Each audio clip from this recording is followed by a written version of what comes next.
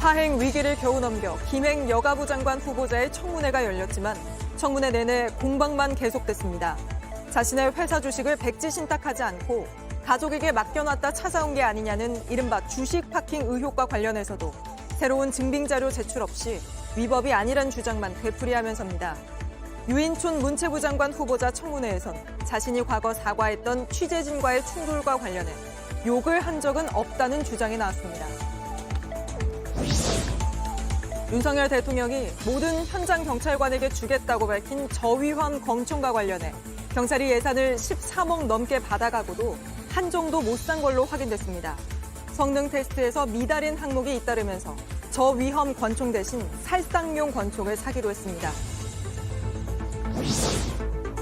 훔친 차를 몰고 질주하다 사고까지 낸 중학생들이 경찰 조사를 받고 풀려나자마자 또다시 남의 차를 털다 잡혔습니다. 하지만 그중 한 명은 13살 촉법 소년이라 형사처벌을 받지 않습니다. 거리를 지나다니다가 이렇게 일회용 컵들이 진열되듯 쌓여있는 모습 보신 적 있을 겁니다. 오늘 밀착 카메라는 일회용 컵이 없는 곳이 없는 우리 주변의 모습을 취재했습니다. 시청자 여러분, JTBC 뉴스룸을 시작하겠습니다. 오늘 국회에선 김행 여가부 장관 후보자와 유인촌 문체부 장관 후보자의 인사청문회가 열렸습니다. 특히 관심을 모은 건 한다 안 한다 줄다리기 끝에 열린 김행 후보자의 청문회였습니다. 주식 문제를 비롯해 석연찮은 의혹거리가 여럿이고 후보자가 이를 모두 가짜뉴스라며 청문회에서 소명할 거라고 여러 차례 공언해왔기 때문입니다. 그런데 지금까지의 상황을 보면 이 청문회에서 의혹을 해소할 자료를 제대로 제출하지 않아 과연 해소할 의지가 있었나 하는 의문이 제기됩니다. 또 유인촌 후보자는 15년 전 자신은 욕설을 하지 않았는데 언론이 조작했다는 주장도 내놨습니다. 먼저 김행 후보자의 청문회부터 짚어드리겠습니다. 성화선 기자입니다. 야당이 김행 후보자에 대해 제기한 핵심 의혹 중 하나는 이른바 주식 파킹 여부였습니다. 김 후보자가 회사 주식을 신우에게 매각했다가 되사는 방식으로 백지 신탁을 피했다는 의혹입니다. 매각하는 것은 공직자윤리법에 맞지 않고요. 네. 자본시장법에도 맞지 않습니다. 네. 통정매매에 해당될 수 있는 사안이라고. 김 후보자는 위법은 없었다고 주장했습니다. 명의신탁 아닙니다. 제가 이 부분이 너무 억울해서요. 제가 인사청문회 안 할까 봐 못 할까 봐 정말 걱정했어요. 김건희 여사와의 친분으로 후보자 지명이 됐다는 야당 주장에 대해선 적극 반박했습니다. 언론과 정당과 정치권에서 거의 40년을 활동을 했는데 제가 어떻게 여사가 저를 픽업을 해서 이 자리에 갖다 놨다고. 여성가족부 장관으로서 자질 문제도 제기됐습니다. 여성 유명인에 대한 성적 특성만을 부각한 성희롱적 보도도 악질적으로 양산을 했습니다. 돈을 벌기 위해서는 여성 인권이든 2차 피해든 크게 개의치 않는다. 김 후보자는 부끄럽다면서도 책임은 회피했습니다. 부끄럽고 이게 지금 현재 대한민국 언론의 현실이기도 합니다. 저희보다 훨씬 큰 언론사, 메이저 언론사 1, 2, 3위가 다 들어가 있습니다. 김 후보자가 위키트리를 활용해 코인을 벌었다는 주장도 나왔습니다. 위키트리가 생성한 기사들을 스티밋에 넣고요. 스티밋으로부터 어마어마하게 달러를 받습니다. 어마어마한 코인을 축적했을 거라는 합리적 의심을. 하지만 김 후보자는 강하게 반박했습니다. 저요 코인쟁이 아닙니다. 이걸로 돈 벌었어요. 아니에요, 아닙니다. 그걸로 돈 번 적 없습니다. 돈 벌다 보니까 그렇게 얘기하지 마십시오. JTBC 성화선입니다. 여러 의혹을 부인하면서도 김행 후보자가 이를 소명할 자료를 제대로 내지 않았다는 논란도 이어졌습니다.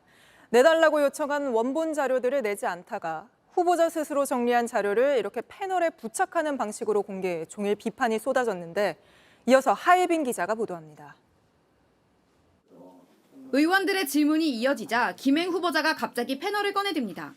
회사 경영 자료 및 이런 등등을 다 프린트를 해서 준비를 다 했어요. 아니 미리 제출하신 거냐고 묻고 있습니다. 아니 그래서 이제 오늘 드리려고.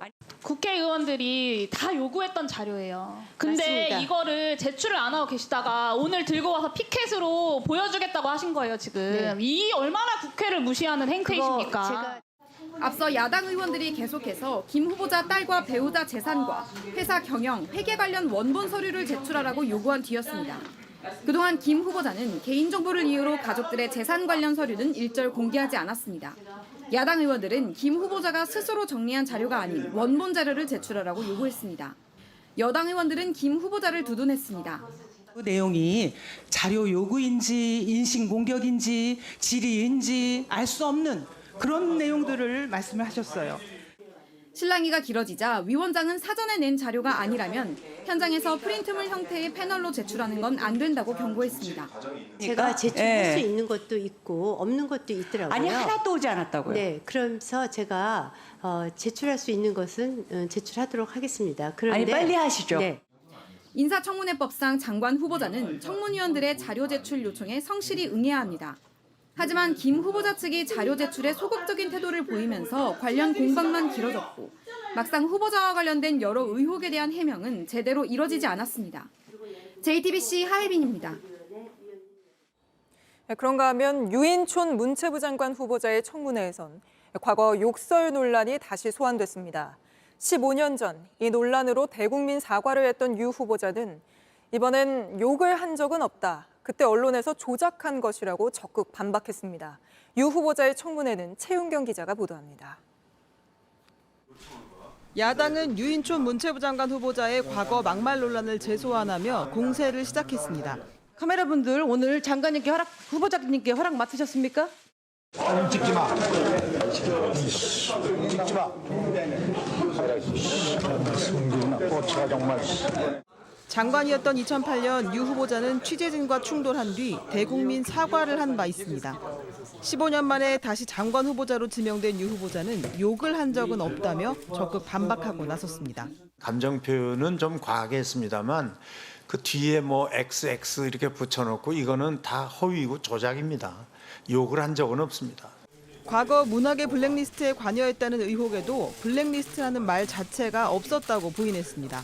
이명박 박근혜 정부 당시 블랙리스트 사건의 경위와 사실관계 그리고 증언을 기록해 남긴 이 백서에 후보자의 이름이 몇 번이나 나오는지 아십니까? 모르겠습니다. 의원실에서 확인해 보니까 무려 104번이 언급됩니다. 제 얘기를 104번씩 거론하면서 왜 저를 구속 안 시켰는지 전 지금도 궁금합니다. 자신을 반대하는 사람들은 문화예술인이 아닌 문화행동가들이라고도 했습니다. 두 아들의 아파트 매입 당시 현금 지원을 하며 증여세를 내지 않았다는 의혹엔 세금을 다 납부했다고 주장하면서도 관련 자료는 제출하지 않았습니다. JTBC 최윤경입니다. 네, 지금 이 시각에도 청문회는 진행되고 있습니다. 바로 국회 연결해 상황 알아보죠. 자, 송우영 기자. 김행 여가부 장관 후보자의 청문회부터 짚어보죠. 지금도 공방이 계속되고 있습니까? 네, 지금은 청문회가 잠시 정회 중입니다. 잠시 뒤인 8시에 다시 속개될 예정인데요. 야당은 김건희 여사와의 친분 때문에 장관 후보자가 된 것 아니냐 이런 지적을 하면서 김행 후보자를 강하게 밀어붙였습니다. 직접 들어보겠습니다. 협력하고 공생하는 깊은 관계를 토대로 지금의 위키트리가 또 후보자가 돈을 많이 벌었다고 보여집니다. 엄중하게 경고합니다. 엄중하게 제가 경고받을 위치에 있지 않습니다. 네, 그런데 뭐 후보자뿐 아니라 여야 의원들 사이에서도 고성이 오갔다고요? 네, 자료 제출을 두고 공방이 오가던 터에 반말과 고성도 역시 오갔는데요. 이것 역시 직접 들어보겠습니다. 예의를 지키세요. 기본적으로 기본적으로 예의를 지켜요. 어디다 대고 한마디로 이름을 부르면서 네, 의사전. 네, 뭐 지금 이게 무슨 상황인가 싶은데 유인촌 문체부 장관 후보자 청문회도 비슷한 상황이었습니까? 네, 그랬는데 방금 끝났습니다. 방금 마쳤는데요. 유인촌 후보자가 이명박 정부 당시에 블랙리스트 작성에 관여했다는 의혹, 이걸 두고 여야가 공방을 벌였습니다. 그런데 이 과정에서 여당이 유 후보자를 엄호하는 과정에서 이재명 현재 민주당 대표의 범죄 혐의를 거론했고 이것에 야당 의원들이 항의하는 과정에서 욕설 논란이 벌어지기도 했습니다. 특히 보면은 그 처벌된 적도 기소조차 된 적이 없어요. 이재명 대표는 기소까지 됐고 지금 재판 앞두고 있는데 왜 책임지라고 얘기를 안 합니까? 잠깐 좀 말 좀 가려서 하세요. 네, 이게 의혹을 검증하는 자리인데 서로 욕설까지 주고받는 상황으로 치달았군요. 여기까지 듣겠습니다. 지금까지 국회에서 송우영 기자가 전해드렸습니다. 내일은 대법원장 후보자의 임명동의안 표결을 합니다. 민주당이 반대쪽으로 기운 만큼 이균용 후보자도 다급해진 모습인데요. 후보자는 죄송하다는 입장문을 내며 자세를 낮췄고 대법원은 김명수 전 대법원장의 정신을 계승하겠다는 설명 자료까지 만들어 야당 의원들을 설득 중입니다. 박병현 기자입니다. 이균용 대법원장 후보자가 낸 입장문입니다. 1,500자 분량입니다. 처가 회사의 비상장 주식 신고를 빠뜨린 점에 대한 불찰을 모두 인정하고 죄송하다고 시작했습니다. 다만 재산을 늘리려는 목적은 아니었다며 가장 깨끗하고 투명한 방식으로 재산을 처분해 책임 있는 자세를 보이겠다고도 했습니다. 사법부 공백이 길어지면 중요한 국가 기능의 마비가 우려된다며 법원을 위해 봉직할 기회를 간절히 소망한다고 덧붙였습니다. 야당이 임명동의안 부결에 무게를 실을 것으로 알려지자 직접 나서 몸을 낮춘 겁니다. 앞서 대법원은 60쪽 분량의 설명 자료를 만들고 야당 의원을 대상으로 설득 작업에 나섰습니다. 자료엔 김명수 전 대법원장의 민주적, 수평적 사법행정 정신을 발전적으로 계승하겠다는 내용이 담겼습니다. 민주당 지지를 끌어내기 위해 김 전 대법원장에게 각을 세웠던 입장을 바꾼 거란 해석이 나옵니다. JTBC 박병현입니다. 이제 곧 있으면 국정감사도 시작됩니다. 김건희 여사 일가의 특혜 의혹이 제기된 서울 양평고속도로 논란은 당연히 뜨거운 감자가 될 텐데요. 국감을 앞두고 국토부가 바뀐 노선의 경제성이 더 우수하다는 조사 결과를 또 내놨습니다. 하지만 이번에도 논란이 된 기존 업체가 조사를 맡아 공정성 시비는 계속될 걸로 보입니다. 정원석 기자입니다. 국토부는 국정감사를 닷새 앞두고 원안과 대안 노선의 타당성 조사 결과를 내놓았습니다. 강상면을 종점으로 하는 대안 노선의 경우 사업비는 600억 원 더 들지만 하루 이용하는 차량은 6,000대 더 많습니다. 이에 따른 편익 비용 분석에서도 대안 노선이 0.83으로 0.73인 원안보다 13.7% 더 높게 나왔다고 설명했습니다. 김건희 여사 일가의 특혜 의혹과 무관하게 대안의 경제성이 원안보다 높다는 결론입니다. 국토부는 지난 7월에도 대안 노선의 비용 대비 이득이 더 크다고 밝혔는데 교통량 차이는 당시보다 더 벌어졌습니다. 기존엔 6.5% 차이였지만 이번엔 대안 노선이 22%나 교통량이 더 많습니다. 이에 대해 국토부는 원안 노선의 시작 부분을 대안 노선과 맞춰 분석해 차이가 더 커졌다고 설명했습니다. 하지만 기존 업체가 이번에도 조사를 담당하는 등 공정성 시비는 계속될 것으로 보입니다. 또한 원안과 대안 노선 모두 경제성이 있는 사업으로 평가되는 기준인 편익 비용 분석 2를 넘지 않는 것도 논란입니다. 추분석 등을 가지고서 입춘적 정도가 낮다 높다라고 하는 거 가지고 사업의 판단 기준이 어떤 게 우수하다 좋다라고 판단하는 건 사실은 법을 성설이죠. 원희룡 국토부 장관은 불필요한 논란 해소를 위해 제3의 전문가 검증을 국회에 요청할 계획입니다. JTBC 정원석입니다. 일본이 오늘 오전부터 후쿠시마 원전 오염수를 다시 바다에 흘려보내기 시작했습니다. 우리 시민단체는 방류를 멈추라고 촉구하고 나섰고 중국은 일본이 불량 국가처럼 행동한다고 비난했습니다. 도쿄에서 김연애 특파원입니다. 후쿠시마 원전을 운영하는 도쿄전력이 오늘 오전 10시 반쯤 해저터널 수문을 열고 오염수 방류에 들어갔습니다. 오는 23일까지 총 7,800톤을 방류할 계획입니다. 앞서 지난달 1차 방류 이후 희석설비 수조 페인트가 10cm 정도 부풀어 오르는 현상이 발견되기도 했습니다. 하지만 도쿄전력은 균열이 없고 방수 기능이 유지되고 있어 방류에는 문제가 없다고 주장했습니다. 오염수 방류에 반발해 일본산 수산물 수입을 금지한 중국은 이번에도 강하게 반발했습니다. 중국 관영지는 일본이 이웃 국가나 자국민을 신경 쓰지 않고 불량 국가처럼 행동하며 핵 폐기물을 방류하고 있다고 비난했습니다. 불량 국가란 표현은 국제법을 어기고 대량 살상 무기 등을 만든 북한과 이란 등을 미국이 비난할 때 써온 표현입니다.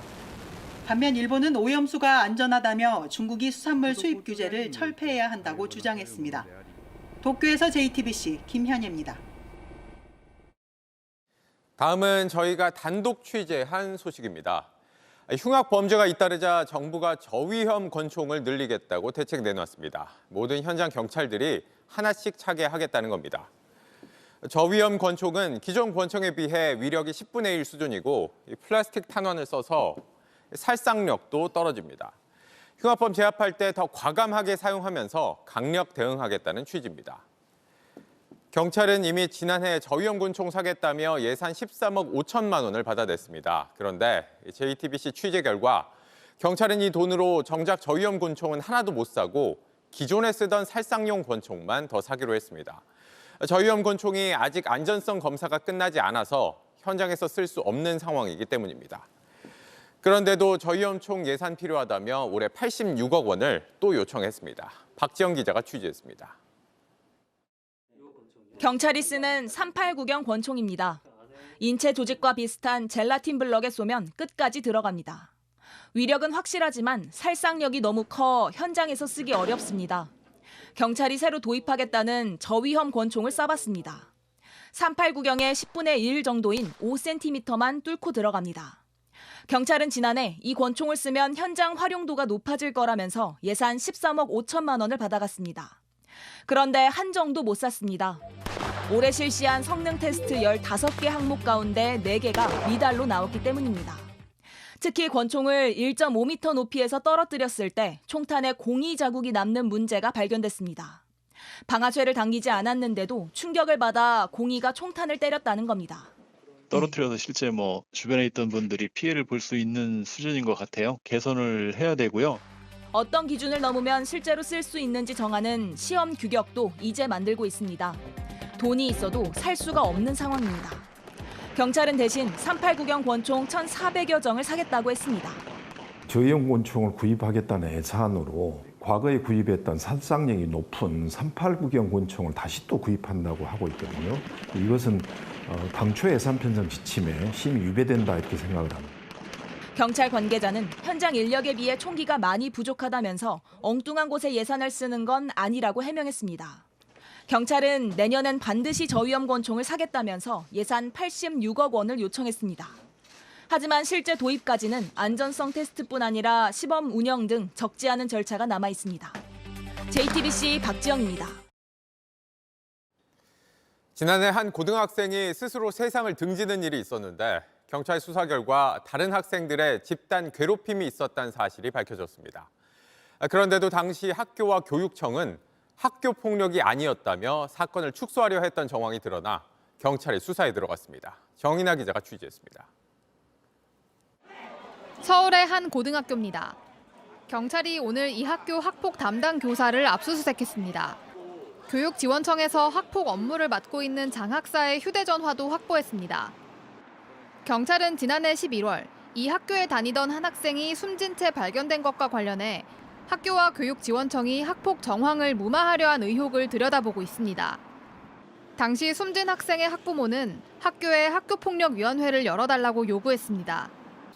3개월여 만에 학폭위가 열렸지만 증거가 부족하다는 이유로 학폭이 아니라는 결론이 나왔습니다. 하지만 경찰 수사 결과는 달랐습니다. 해당 학생이 숨지기 전날 밤에도 공원에서 집단 괴롭힘이 있었던 게 확인된 겁니다. 경찰은 가해 학생 7명을 공동 폭행 등의 혐의로 검찰에 넘겼습니다. 그냥 친구들끼리 모여서 대화한 거다. 서로 간에 오해가 있어서 대화로 풀고 했던 거다. 그런 차원의 그런 모임으로 이렇게 변질을 시켰고. 학교 측은 입장을 밝히지 않았고 담당 교육지원청은 학교 측이 제출한 자료와 당사자 의견을 반영해 심의했다고 밝혔습니다. JTBC 정인아입니다. 특허청 간부가 민간 업체로부터 뇌물을 받아 감사원이 감사하고 있다는 내용 앞서 전해드렸습니다. 저희가 더 취재해보니 특허청은 감사원 감사를 받는 와중에도 뇌물을 준 업체에 계속해서 일감을 몰아준 것으로 드러났습니다. 정아람 기자가 취재했습니다. 감사원이 발표한 특허청에 대한 감사 보고서입니다. 감사 결과 특허심판원 수석심판장 A씨는 2018년부터 2019년까지 선행조사업체 3곳에서 골프비와 딸의 유학용 항공권 등을 받았습니다. 또 자신의 딸을 해당 업체에 취업시켰습니다. 감사원은 비위 정도가 심각하다며 A씨를 파면하라고 특허청에 요청했습니다. 그런데 알고 보니 특허청은 이렇게 감사원 감사가 진행되고 있는 중에도 A씨에게 뇌물을 준 업체 3곳에 계속 일감을 몰아준 것으로 드러났습니다. 감사원은 2021년 12월 A씨에 대한 감사를 시작했습니다. 감사 시작 후부터 올해 7월까지 특허청이 업체 3곳과 맺은 계약 금액은 170억 원이 넘습니다. 감사가 시작되기 전과 비교하면 오히려 지난해부터는 계약 금액이 늘었습니다. 감사원의 감사도 실시되고 검찰에서 조사가 들어갔다고 한다면 관련 부처에서는 이 계약을 중단을 시키고 그에 따라서 특별한 조치를 좀 취해야 된다고 보는데요. 국가계약법에 따라 공무원의 뇌물 수수 정황이 포착되면 국가기관은 바로 관련 계약을 해지해야 합니다.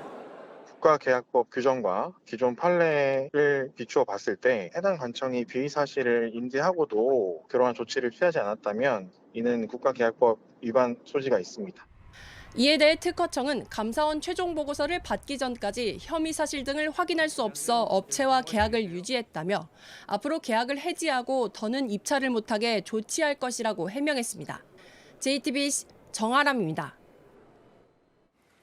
인천경제자유구역청은 지난해 인천 청라동에 1조 5천억 규모의 영상문화복합단지를 만들겠다며 사업자를 모집했습니다. 그런데 경찰이 이 업체 선정 과정에서 비리가 있다는 의혹에 대해 수사에 착수한 걸로 저희 취재 결과 확인됐습니다. 박준우 기자입니다. 인천경제자유구역청이 영상문화 복합단지를 만들기로 한 부지입니다. 지난해 더 E&M 컨소시엄이 우선협상 대상자로 선정됐습니다. 심사위원 12명 만장일치로 경쟁자인 KT 컨소시엄을 제쳤습니다. 하지만 논란이 일었습니다. 인천시의회가 조사한 보고서입니다. 더 E&M 전체 매출의 70%가 성인 컨텐츠를 주로 유통하는 팝콘TV라는 인터넷 방송에서 나온다고 적혀 있습니다. 그러면서 사업 이행 능력과 전문성이 의심된다고 덧붙였습니다. 실제로 막말 논란과 생방송 도중 극단적 선택을 하는 사건 등이 있었습니다. 과연 방송 사업자로 볼 수 있는지 여부는 정말 의문성이 있습니다. 송출된 콘텐츠는 팝콘TV에서 인기 있었던 그런 성인 방송 같은 것을 이렇게 송출하고 있는 거죠. 심사위원 선정 과정이 불투명했다는 내부 폭로도 나왔습니다.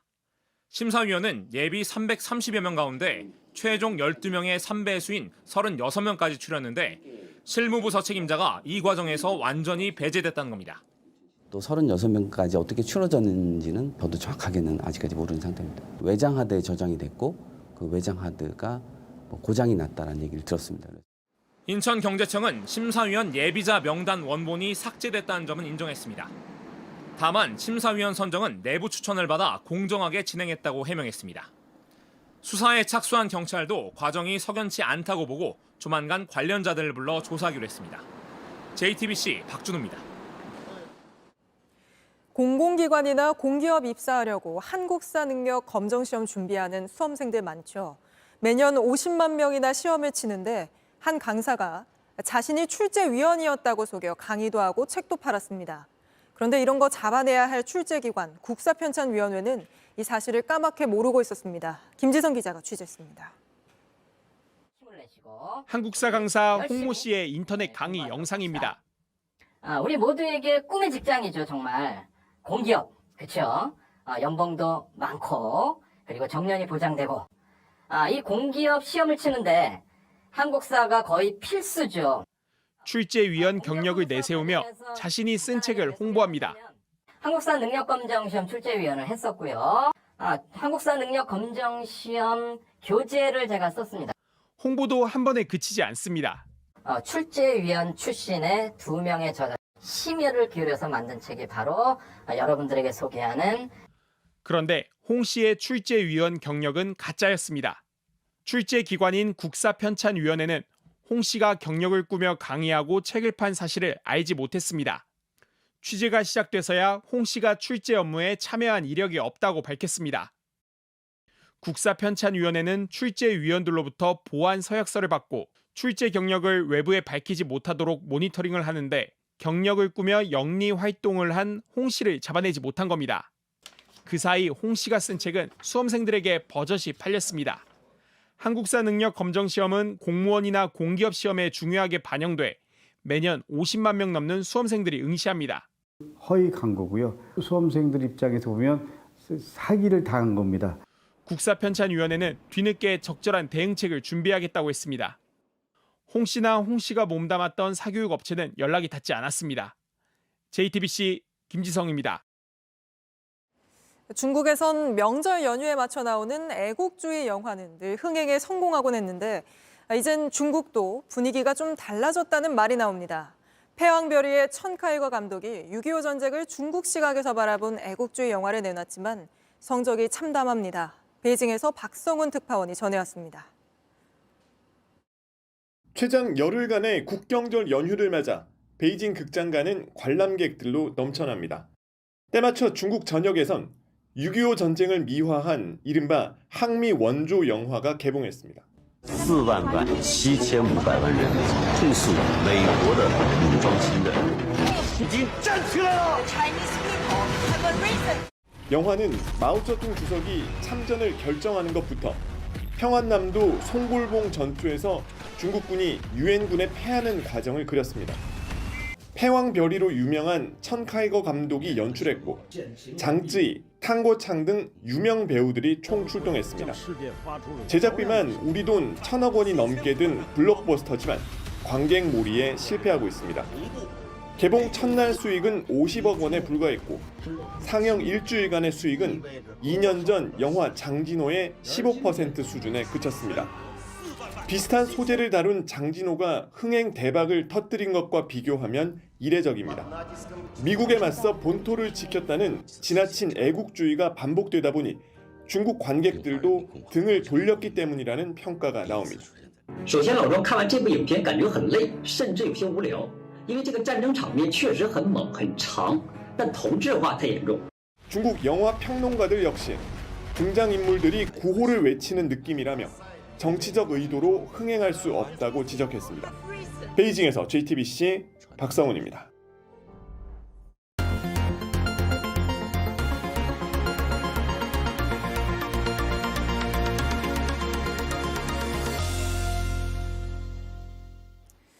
사람이 좀 모이는 곳이다 싶으면 꼭 보이는 게 있습니다. 바로 일회용 컵입니다. 한 사람이 버리기 시작하면 너도 나도 따라 버려 높게 쌓이고 또 거리에 나뒹굴기까지 하는데요.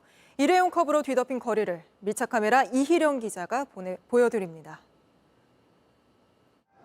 이곳은 홍대 번화가 골목입니다. 골목 한쪽에는 이렇게 일회용 플라스틱 컵들이 줄줄이 버려져 있습니다. 이곳은 카페도 아니고 문을 닫은 가게인데도 버리고 간 건데요. 다른 골목들 상황은 어떨지 직접 살펴보겠습니다. 거리 한복판입니다. 일회용 컵이 나뒹굽니다. 골목 구석구석 없는 곳이 없습니다. 어떻게 올려놨지 할 정도로 높은 곳에도 있습니다. Yesterday I've seen that here in different places. I have seen this and it's a problem. 인파가 많은 홍대거리 한쪽에는 인적이 드문 공간이 나옵니다. 한번 내려가 보면 이렇게 일회용 플라스틱 컵들이 그대로 버려져 있고요. 페트병 음료들도 놓여 있습니다. 사람의 시선을 피해서 여기에 버리고 간 겁니다. 컵 안엔 담배꽁초까지 들었습니다. 방금 이게 컵 같은 거 두신 것 같아서 이미 있길래. 원래 그게 맞잖아요. 쓰레기통에 버리시는 게. 근데 쓰레기통이 많이 없기도 하고. 뭐라도 가지고 가야 되는 거 아니냐라고 하셨을 때 선생님께서는 또 이게 설명해 주실 말씀이 있으실까요? 정론이라서 할 말은 없죠. 쓰레기통 위에도 음료가 담긴 일회용 컵이 있습니다. 1시간 뒤에 다시 가보니 그새 훨씬 많아졌습니다. 사람들이 먹다 남은 음료를 이 안에 버리지 않고 이 위에 쌓아두고 가버리는 경우가 많아서요. 위가 평평한 쓰레기통이 아니라 둥근 쓰레기통으로 새로 만들었습니다. 먹다가 남은 걸 놓고 가는 거니까 자기도 이제 지저분하게 그걸 버리기 싫다는 소리지. 여기 또 우리가 안 볼 때만 놓고 가. 또 다른 쓰레기통은 일회용 컵 진열대가 돼버렸습니다. 평소 고철을 모으는 한 시민은 보다 못해 매일 컵을 정리합니다. 지저분하잖아. 이 안에 네 문제인데 아니요. 그냥 여기다 놓고 그냥 간다니까. 최근 어느 가게 앞엔 갑자기 쓰레기 더미가 생겼습니다. 오자마자 놀랬죠. 되게 놀래가지고 이걸 어떻게 치워야 하나. 뭐 레몬 이런 거 썩어 있더라고요. 경고문을 붙여두고 매일 수시로 치워도 소용없습니다. 도미노 현상이라고 해야 되나? 한 사람이 여기다 쓰레기를 버리면 아 여기다 버려도 되겠거니 그거를 이제 하나씩 이제 또 분리수거를 해야 되니까 고충이 좀 있죠. 쓰레기는 쓰레기통에라는 아주 기본적인 원칙이 지켜지지 않는 겁니다. 쓰레기통 숫자를 늘릴 필요도 있습니다. So we have a lot more. Like we have one like every, I don't know, 50 to 100 meters. We walk through the street and try to find a trash can a lot here. 하나둘 버려지기 시작한 일회용 컵은 다른 쓰레기와 함께 금세 이곳을 뒤덮습니다. 버리는 쓰레기통도 일회용 컵 진열장도 아닙니다. 밀착 카메라 이희령입니다. 신발로 직원들을 때려 논란이 된 전북의 한 축협 조합장이 직원들을 폭행한 사례가 더 있었던 것으로 드러났습니다. 노조에 가입했다는 이유로 주먹질을 하고 술병을 들어 위협했습니다. 정진명 기자가 취재했습니다. 한 여성이 삿대질을 하더니 반소매 옷을 입은 남성 팔을 끌고 갑니다. 뭔가를 얘기하다 주먹질을 시작합니다. 말리는 사람에겐 발길질을 합니다. 점점 흥분하는 이 여성. 앞에 세워둔 남성 정강이를 차고 옆자리 술병을 들어 위협합니다. 이 여성 전북 순정축협 조합장 고모 씨입니다. 지난달 신발을 벗어 직원들을 때리고 발길질했던 바로 그 조합장입니다. 정말 많은 사람들이 있었던 곳이고 정말 사람으로 그 직원을 생각을 안 하는구나. 정말 너무 창피하고. 조합 한 직원이 모친상을 당한 장례식장에서 있었던 일입니다. 맞은 남성은 40대 직원, 노조에 가입했다는 이유로 폭행당했습니다. 직원들은 조합장이 사과보다 합의를 종용하고 있다고 주장했습니다. 피해자들을 만나게만 일단 해주면 그 부장까지 생각하고 있다고. 지역 노동단체들은 엄벌을 촉구했습니다. 폭행 조합장은 즉각 사퇴하라! 여러 차례 여러 직원을 폭행한 이 조합장, 해명을 듣기 위해 찾아가고 전화와 문자로 연락했지만 대답은 없었습니다. JTBC 정진명입니다. 강원 정선에서 15톤 화물차가 주정차 단속 공무원들이 대기하는 초소를 덮쳐 2명이 숨지는 사고가 났습니다. 경사가 큰 내리막길이라 화물차가 다녀선 안 되는데도 이걸 어긴 게 문제였습니다. 조승현 기자가 취재했습니다. 커다란 화물차가 달려와 초소를 덮칩니다. 화물칸에서 나온 하얀 가루가 사방으로 퍼집니다. 잠시 뒤 가루가 눈처럼 가라앉은 도로 너머 사람들이 뛰어옵니다. 초소는 완전히 망가져버렸습니다. 바로 옆에서 장사를 하고 있는데 천둥 치는 소리같이 우당탕 큰 소리가 나갖고 오늘 오전 11시쯤 강원 정선군 사부급 한 도로에서 생석회를 가득 실은 15톤 화물차가 미끄러졌습니다. 내리막을 달린 화물차는 건물 외벽을 먼저 들이받았습니다. 그리고 그 속도 그대로 약 30m를 더 내려와 이곳에 있던 초소를 들이받고 함께 하천으로 떨어졌습니다. 당시 초소엔 주정차 단속을 하는 20, 30대 정선군청 직원 3명이 있었습니다. 2명이 숨지고 1명이 다쳤습니다. 1명은 마침 자리를 비워 화를 피했습니다. 화장실을 제가 갔다 한 10분 정도 사이에 갔다가 이제 근무지에 도착하니까 하얀색 연기가 나고 있더라고요. 사고가 난 도로는 좁고 경사가 급해 15톤 이상 화물차가 다닐 수 없는 곳입니다. 역시 부상을 입은 화물차 운전자는 내리막길에서 브레이크가 밀렸다고 진술했습니다. 경찰은 차량 감정을 통해 정확한 사고 경위를 확인할 예정입니다. JTBC 조승현입니다. 훔친 차를 몰고 다니다 사고까지 낸 중학생들이 경찰 조사를 받고 풀려나자마자 또다시 남의 차를 털다 붙잡혔습니다. 이들 가운데 한 명은 13살 촉법 소년이라 형사처벌을 받지 않습니다. 이은진 기자가 보도합니다. 신고받은 경찰차가 흰색 SUV 옆으로 다가갑니다. 정지시키려 했지만 그대로 달아납니다. 속도를 올리더니 차선을 넘나들기 시작합니다. 빨간불 신호는 1번, 2번, 3번 모두 무시합니다.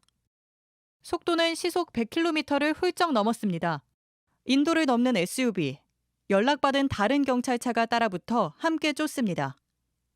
막다른 곳으로 몰아넣지만 앞에서 막는 경찰차를 그대로 지나쳐 달립니다. 3km 넘게 이어진 추격전.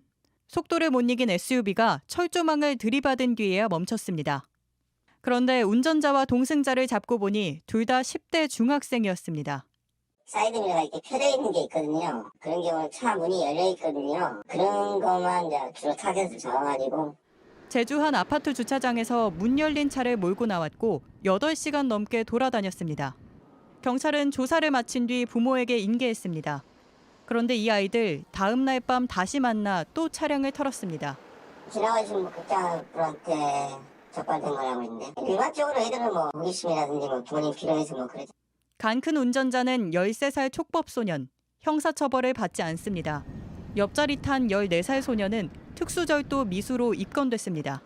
JTBC 이은진입니다. 고속도로에서 차량 한 대가 주변의 경적 소리에도 아랑곳 않고 차선을 지그재그로 넘나들며 달리는 일이 있었습니다. 멈춰 세우고 보니 운전자는 저혈당으로 의식을 잃기 직전이었습니다. 모바일 이슈 보시죠.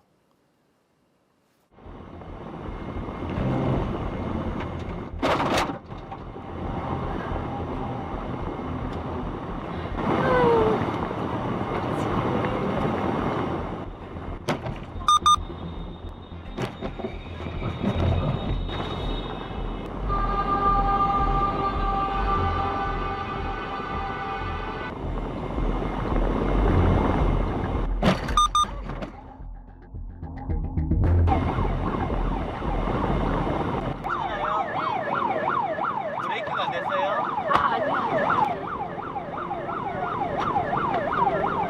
평소에 당뇨가 있으시다 하더라고요. 커피밖에 없어가지고 달달한 커피여가지고 혈당이 올라가거든요.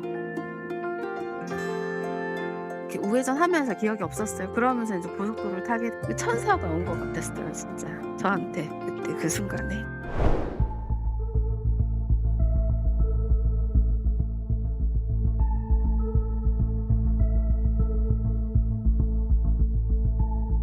당 올리는데 콜라가 빠르다고 두세 모금 드시니까 괜찮아지셨다고.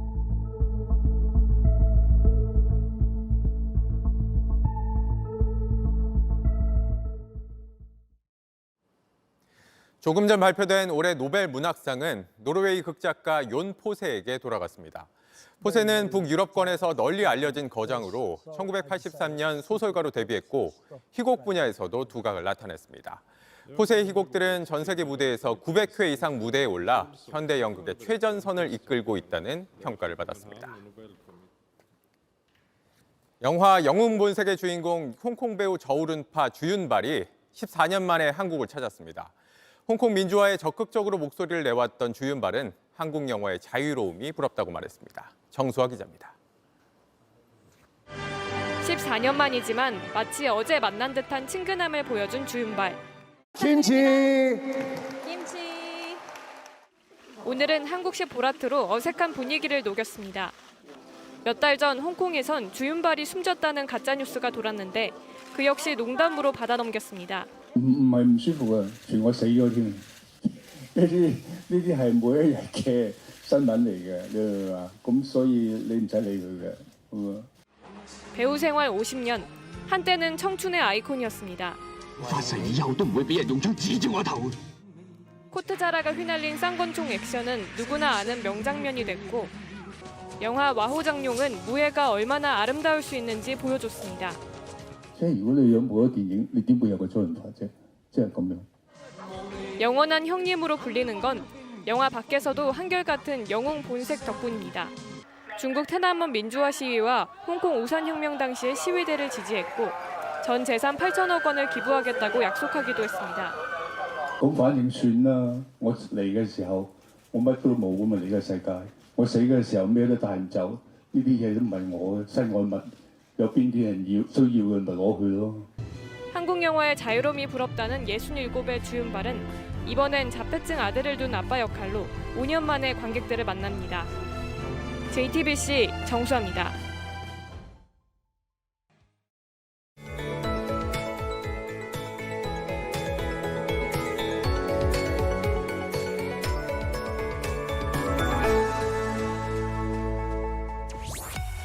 하루 만에 날이 무척 쌀쌀해졌습니다. 강원도 설악산은 올가을 처음으로 영하권까지 내려갔고요. 서울도 오늘 아침 9.9도로 한 자릿수를 기록했습니다. 내일까진 예년보다 쌀쌀해서요. 갑작스러운 기온 변화에 건강관리 잘 하셔야겠습니다. 현재 전라 서해안과 제주 산지에 강풍특보가 발효 중입니다. 오늘 밤까지 초속 20m 이상의 매우 강한 바람이 불어서 각별한 주의가 필요하겠습니다. 내일 아침 기온 서울 9도, 춘천 6도, 대전, 대구 8도가 예상되고요. 중부 내륙은 5도 아래로 떨어지는 곳이 많겠습니다. 낮 기온도 서울, 대구 22도, 광주 21도로 평년 기온을 밑돌겠습니다. 한글날 연휴로 이어지는 이번 주말부터는 다시 예년 기온을 되찾겠습니다. 또 주말 사이 영동과 전남, 남해안, 제주에는 비가 내릴 전망입니다. 날씨였습니다. 뉴스룸 저희가 준비한 소식은 여기까지입니다. 시청해주신 여러분 고맙습니다.